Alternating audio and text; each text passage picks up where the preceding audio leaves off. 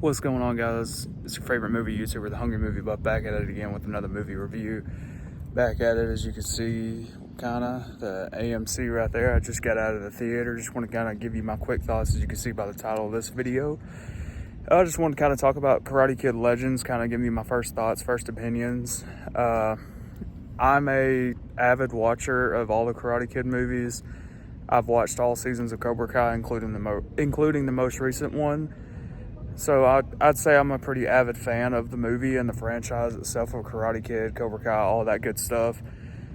But overall, the beginning of this movie, it starts with a character named Lee. He's the main focus and everything.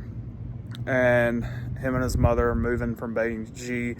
I think I said it right. I apologize if I didn't. But they move from there to New York. And really it's just... his mom's starting a new job at a hospital, and they're really just trying to start a new life, get it like just trying to move on from their old life.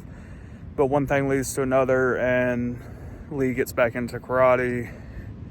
And overall, the first half of the movie had me hooked, but where it kind of goes off on a legend, I can't even talk right, but it goes off on a little story where he starts meeting this girl, basically kind of starts a typical love story, starts falling in love. The dad used to be a boxer, owes the wrong type of people some money, so he's going into a fight to try and earn some money to pay these people back and stuff. So he gets Lee to teach him Kung Fu. And I thought that was really fun. I enjoyed watching that. I enjoyed watching the training montages with him training the dad to be a better boxer and whatnot. But then it just it has a habit of putting characters on the back burner, like the mom. You get a good story, the mom going back and forth. The mom doesn't want Lee to do Kung Fu and all of that because of some I don't want to do spoilers in the film, but some of the stuff that happened in the past in their family. But then it's like whenever the boxing story starts taking place and he starts teaching the dad about Kung Fu and how to use that to better his career in boxing, it's like the mom just takes a back burner. And then when we get to the actual story of the tournament that Lee gets into, that story gets put on a back burner. And it's just like, the movie's about an hour and 35 minutes, and I feel like if it was given longer, I feel like the story could have progressed a lot better. We could have got a lot better storytelling, I guess you could say. It was just, I wasn't let down with the movie. I was satisfied in a way, but I do feel like it was rushed, especially in the tournament at the end. It's like they do all this training, and then it's like, boom, you're to the finals of the tournament. And it's really kind of annoying because I've always, seen the training montages in like the original Karate Kid movies and stuff like that. And it's just like, I wish they would have done more. I don't think this is the worst movie I've ever seen by any means. I don't think it's the worst in the Karate Kid / Cobra Kai franchise in that world. I think there was some bad seasons, one or two bad seasons on Cobra Kai, like definitely towards the end. I thought they could have done a lot better, but I do want to say I definitely think that this movie was kind of a letdown.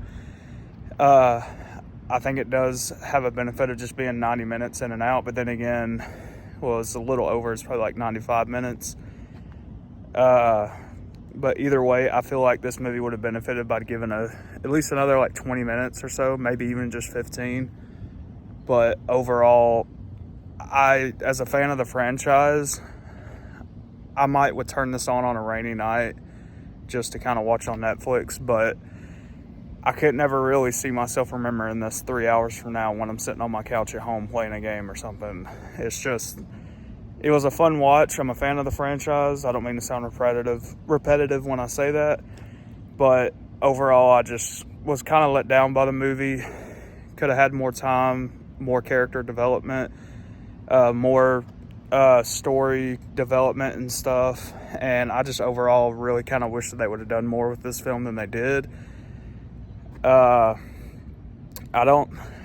is no post-credit scene there's a little, like, after, like, at the end of the movie, they put the title Karate Kid Legends, and there's a little scene there. I won't, definitely, I'm not going to tell what's in there because I don't want to do spoilers. But after that, you can pretty much leave the theater. You don't have to wait for the whole credits to roll. There isn't nothing after it. But overall, yeah, that's my thoughts on Karate Kid Legends. I really wish it would have been more, but I mean, hey, you get what you get. But anyways, I appreciate you guys checking out for another video. If you don't mind, hit the subscribe button. We're trying to make it to 100, and I think we're at about 89. I think it was rather 84 or 89. I know that's a big number difference, but it's brain fog. It's like 10 o'clock at night and my brain's not working too well. But anyways, if you guys don't mind, hit that subscribe button, hit the like button, leave a comment if you think you got a movie you'd like me to review or just something you thought about Karate Kid Legends. Have you seen it? What did you think about it?